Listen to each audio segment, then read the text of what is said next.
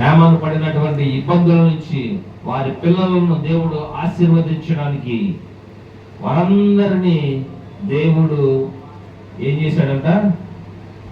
స్వరమండలములు వాయించేవారిగా, తాళములు వాయించేవారిగా, మళ్ళీ ఎవరి సమక్షంలో వీరందరూ ఆ యొక్క పనులు చేసేవారంటే చూడండి, హేమాను యొక్క చేతి క్రింద అని రాయబడి ఉంది.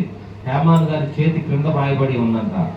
కనుక హేమాను గారు మరి ఇంతటి బాధలను అనుభవిస్తూ, ఇంతటి శ్రమలో కూడా బాల్యం నుండే బాధలు అనుభవిస్తూ చావునకు సిద్ధమైపోయింది కూడా దేవుని సన్నిధిలో నడిచినటువంటి వాడు, ఏ రోజున కూడా దేవుణ్ణి విడిచిపెట్టినటువంటి వాడు కాదు. అందుకని అంటున్నాడు చూడండి, మొదటి అధ్యాయము మొదటి వచనంలో చూడండి, యెహోవా నా రక్షణకర్తవగు దేవా, రాత్రి వేళ నీ సన్నిధిని నేను మొరపెట్టినప్పుడు, చాలండి, రాత్రి వేళ మొరపెడుతున్నాడంట. అదే 9వ వచనంలో చూడండి, బాధ చేత నా కన్ను క్షీణించుచున్నది, యెహోవా ప్రతి దినమును నేను నీకు మొరపెట్టుచున్నాను. 13వ వచనంలో కూడా ఉంటది, పక్క పేజీలో చూడండి, యెహోవా నేను నీతోనే మనవి చేయుచున్నాను, ఉదయమున నా ప్రార్థన నిన్ను ఎదుర్కొను అని హేమాన్ గారు తెలియజేస్తూ ఉన్నాడు దేవునికి. ఈ దినమున నీవు నేను కూడా చేయవలసినటువంటి పని రాత్రి వేళ ప్రార్థన చేయాలి, ఉదయమున ప్రార్థన చేయాలి. ప్రతి దినము కూడా మనము దేవునికి మొరపెట్టే వారిగా ఉండాలి. ఇక్కడ మూడు మార్లు, రోజుకి 3 మార్లు ఈ యొక్క హేమాన్ గారు ప్రార్థన చేసేవారంట. అటువంటి చేసేటువంటి ప్రార్థన ఎటువంటి పరిస్థితులు చేస్తున్నాడో తెలుసా?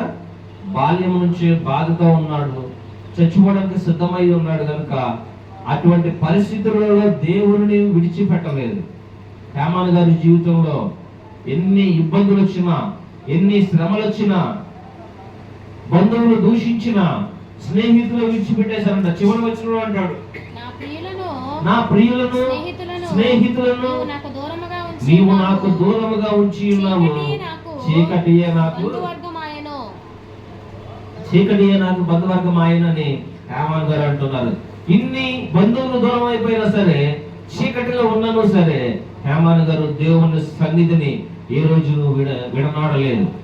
దేవుని సన్నిధిలో హేమాన్ గారి యొక్క కుమార్తెలు దేవుని సన్నిధిలో చేరి పాటలు పాడుతూ, స్వరమండలాలు వాయిద్యాలు వాయిస్తూ దేవునికి స్తుతులు చెల్లిస్తూ ఆయనను ఆరాధించేవారంట. ఈ రోజు నీవు నేను కూడా దేవుని సన్నిధిలో చేరి, మనకి ఎన్ని శ్రమలు వచ్చినా సరే, ఎన్ని ఇబ్బందులు వచ్చినా సరే, హేమాను గారు ఏ రీతిగా అయితే దేవుని సన్నిధికి చేరి ఆయనను మొరపెట్టాడో అదే రీతిగా నీవు నేను కూడా మొరపెట్టాలి. మన బంధువులు మనల్ని విడిచిపెట్టినను సరే, మన స్నేహితులు మనల్ని విడిచిపెట్టినను సరే, మన ఆస్తి ఉన్నను సరే లేకపోయినను సరే, మనకు తినడానికి అన్నం ఉన్నను సరే లేకపోయినను సరే, దేవుడిని మీద దూషించే వారికి మనం ఉండకూడదు. ఒక పాస్టర్ గారు, నేను మార్నింగ్ వింటా ఉంటుంటే, ఒక పాస్టర్ గారేమో హేమాను గురించి చక్కగా చెప్తుంటే, ఒక పాస్టర్ గారేమో హేమానుని దూషిస్తున్నాడు. ఏమని దూషిస్తున్నాడంటే, హేమాను గారు దేవునికి మొరపెట్టిన విధానం ఈ యొక్క 88వ కీర్తనలో మనకు కనబడుతూ ఉంది. దేవునికి మొరపెట్టుకుంటున్నాడు హేమాను గారు, అయ్యా నా పరిస్థితిని, నేను బాల్యం నుంచే బాధపడుతూ ఉన్నాను, నన్ను అందరూ వదిలేశారు అని హేమాను గారు దేవునికి మొరపెట్టుకుంటున్నాడు. ఈ పాస్టర్ గారు ఏమని ప్రజలకు చెప్తున్నాడంటే, హేమాను గారు అంట దేవుని మీద నిందలేస్తున్నాడంట. ఏమని నిందలేస్తున్నాడంట చూడండి, అక్కడ కనబడుతూ ఉంది. 11వ వచనం నుంచి 10వ వచనం నుంచి, మృతులకు నీవు అద్భుతములు చేసేదవా, ప్రేతలు లేచి నిన్ను స్తుతించవా, సమాధిలో నీ కృపను ఎవరైనా వివరింతురా, నాశన కృపంలో నీ విశ్వాస్యతను ఎవరైనా చెప్పుకుందురా, అంధకారంలో నీ అద్భుతములు తెలియదగునా, పాతాళంలో నీ నీతి తెలియదగునా, నేను చచ్చిపోయే స్థితిలో ఉన్నాను, నువ్వు నన్ను ఈ పరిస్థితిలో నువ్వు నన్ను నడిపించేసావు, నువ్వు దేవుడివి, నేను నీకు ప్రార్థన చేయాలా అని ఈ పాస్టర్ గారు చెప్తూ ఉన్నారు. కనుక యోబు ఎన్ని పరిస్థితులు వచ్చినా సరే దేవుని మీద నిందేశాడా? నిందేలా, ఎందుకు నాకు ఈ పరిస్థితి ఇచ్చావు, ఎందుకు నన్ను సాతానికి అప్పచెప్పేశావు, నా ఆస్తంతా ఎందుకు పోగొట్టేశావు? ఇక్కడ ఈ 88వ దావీదు కీర్తన మనం చదువుకున్నాం కదా. 28వ దావీదు కీర్తనలో హేమాన్ గారు దేవుడిని దూషించాడా? ఎక్కడ దేవుణ్ణి దూషించలేదే, ఎక్కడ దేవుణ్ణి హేమాన్ గారు తిట్టలేదే. ఆయన మొర్ర దేవుడికి చెప్పుకుంటున్నాడు, నా పరిస్థితి ఇలా ఉంది, నన్ను బాల్యం నుంచే నేను బాధలు పడుతూ ఉన్నాను, నీకు తెలియదా? నేను నిన్ను మొరపెడుతూ ఉన్నాను, రాత్రి వేళలో మొరపెడుతున్నాను, ఉదయం మొరపెడుతూ ఉన్నాను, ప్రతిదినము నేను నీకు మొరపెడుతూ ఉన్నాను, నేను నీకు తెలియదా?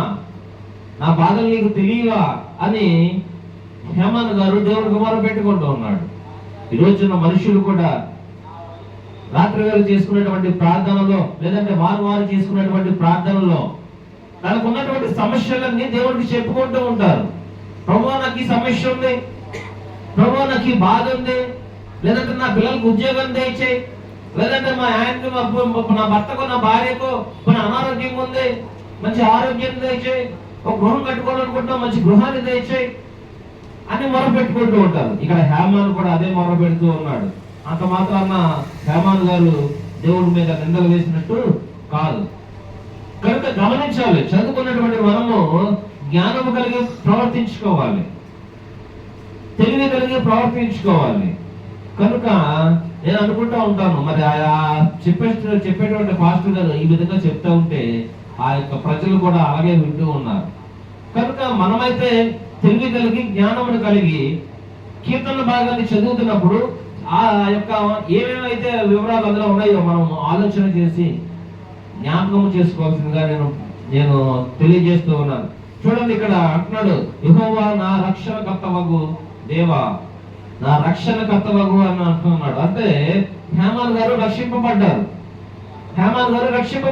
రక్షింపబడి దేవునికి తెలియజేస్తున్నాడు ఏమని?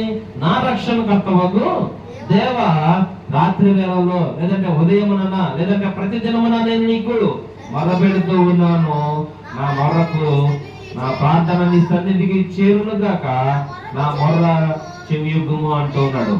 నేను ఆపదలలో నిండి ఉన్నాను, నా ప్రాణము పాతాళమునకు సమీపించుచున్నది, సమాధిలోనికి దిగువారి వలె నేను ఎంచబడితేనే అంటున్నాడు. దావీదు గారు అనలేదా నా ప్రాణము సమాధిలోనికి దిగిపోవచ్చున్నది? దావీదు గారు అనలేదా? దావీదు గారు దేవునికి మొరపెట్టలేదా? మనం కూడా అనేక మార్లు దేవా చచ్చిపోయేటువంటి స్థితిలో ఉన్నాను నేను, అనేక మార్లు అనేక మంది భక్తులను మనం చూస్తూ ఉంటాం, చచ్చిపోయేటువంటి స్థితిలో ఉంటారు, ప్రాణాపాయ స్థితిలో ఉంటారు. మనం ప్రార్థన చేస్తూ ఉంటాం, దేవా ప్రాణాపాయ స్థితిలో ఉన్నారు వారిని రక్షించు, లేదంటే చనిపోయేటువంటి స్థితిలో ఉన్నారు వారిని రక్షించు, మంచి ఆరోగ్యం తెచ్చి. కనుక మనము కూడా దేవుణ్ణి అడుగుతూ ఉంటాం. ఇక్కడ హేమాన్ గారు కూడా అదే అంటూ ఉన్నారు, నేను సమాధిలోనికి దిగిపోవారి వలె ఉన్నాను, చచ్చిపోయిన కిందకు వస్తే ఏమని అంటాడు? చచ్చిపోయిన వారిలో నేను విడవబడిపోయాను అంటూ ఉన్నాడు. ఏమంటున్నాడు 5వ వచనంలో? చచ్చిన వారిలో విడవబడిన వాడినైతే, అంటే చచ్చిపోయాను అని అర్థం తెలియజేస్తున్నాడు. చచ్చిపోయిన వారితో నేను విడవబడిపోయానేమో అంటూ ఉన్నాడు. చూడండి కింద, అందుకే దేవునికి ఇన్ని బాధలు వచ్చినా, ఇన్ని ఇబ్బందులు వచ్చినా, స్నేహితులు బంధువులు ఇరుగు పొరుగు వారు విడిచిపెట్టినా సరే కింద ఏమంటున్నాడు? దేవునికి తన ఆవేదన చెప్తున్నాడు, మృతులు నిన్ను స్తుతించెదరా, ప్రేతలు నిన్ను స్తుతించెదరా. అందుకని అంటాడు దేవుడు, సజీవులే కదా. భక్తుడు అంటాడు, సజీవులే కదా నిన్ను స్తుతిస్తారు దేవా, మన్ను నిన్ను స్తుతించున్నారని భక్తుడు తెలియజేస్తూ ఉంటాడు. కనుక మనము సజీవులుగా ఉన్నప్పుడే మనము దేవుని స్తుతించాలి. ఈ రోజున మనుషులు సజీవులుగా ఉంటూ దేవుని సన్నిధానానికి వెళ్ళలేక, దేవుని స్తుతించలేక అనేక మంది తప్పుడు భావన ద్రావణాలు నశించిపోతూ ఉన్నారు. కానీ మనమైతే దేవుడు తన కృపను బట్టి, తన ప్రేమను బట్టి నిన్ను నన్ను ప్రేమించి ఇతరున్న ఆయన సన్నిధానాన్ని నడిపించి హేమాన్ గారి జీవితాన్ని దేవుడు మనకు తెలియపరుస్తూ ఉన్నాడు. హేమాన్ గారి జీవితం నుంచి మనం నేర్చుకోవాల్సిన విషయాలు, అనేక శ్రమలు వచ్చినను, అనేక ఇబ్బందులు వచ్చినను ఏ మాత్రమును త్రొట్టిల్లిపోకుండా హేమాన్ గారు ఏ రీతిగా అయితే దేవునికి మొరపెట్టారో ఆ రీతిగా మనం అందరం మొరపెట్టాలి దేవునికి. ఎప్పటి నుంచి అంటే మన బాల్యం నుంచే. అందుకనే భక్తుడు అంటాడు, పిల్లల గురించి చెబుతూ బాల్యం నుంచే వారిని సరైన త్రోవలో నడిపించండి అంటాడు. బాల్య దినముల నుంచే బాలుడు నడవలసిన త్రోవను వాడికి నేర్పము, వాడు పెద్దవాడైనప్పుడు దాని నుంచి తొలగిపోడు అంటాడు. హేమాన్ గారి తండ్రి బాలుడు ఎలా నడవాలో హేమానికి నేర్పించాల. ఎందుకంటే ఆయన తప్పిపోయాడు. లంచాలు తీసుకొని ఇరుగు పొరుగు వారి దగ్గర నుంచి డబ్బులు లాక్కొని అవినీతి పరుడైపోయాడు. కానీ హేమాన్ గారు తాతని చూశాడు, సమూయేలును చూసి తాత ద్వారా హేమాన్ గారు ఆ యొక్క అడుగుజాడలు వేస్తూ దేవుడు హేమాన్ గారి అడుగుజాడలను బట్టి హేమాన్ యొక్క సంతతిని దేవుడు ఆశీర్వదించాడు అని బైబిల్ గ్రంథం తెలియజేస్తూ ఉంది. ఒకవేళ మనం చీకటిలో ఉంటే చీకటిలో నుంచి వెలుగులోకి రావడానికి, ఒకవేళ మన బంధువులు మనల్ని వదిలేస్తే ఆయనే మనకున్నాడని చెప్పేసి నిరాశ్రయ పడకుండా దేవుడే నాకు ఉన్నాడని చెప్పేసి మనం ముందుకు సాగాలి. మన చీకట్లో నుంచి మనకు వెలుగును దయచేయగల దేవుడు మనకున్నాడని మనము మన బాల్యం నుంచి ఎరిగి దేవుడిని రాత్రి వేళ సమయమున, ఉదయకాల సమయమున ప్రతిదినము మన ప్రార్థనతో దేవుణ్ణి ఎదుర్కొందుముగాక. దేవుడి మంచి కీర్తనను దీవించి ఆశీర్వదించును గాక. ఆమేన్. అందరూ మోకరించండి, కొద్ది నిమిషంలో దేవునికి ఆరాధన చేద్దాం.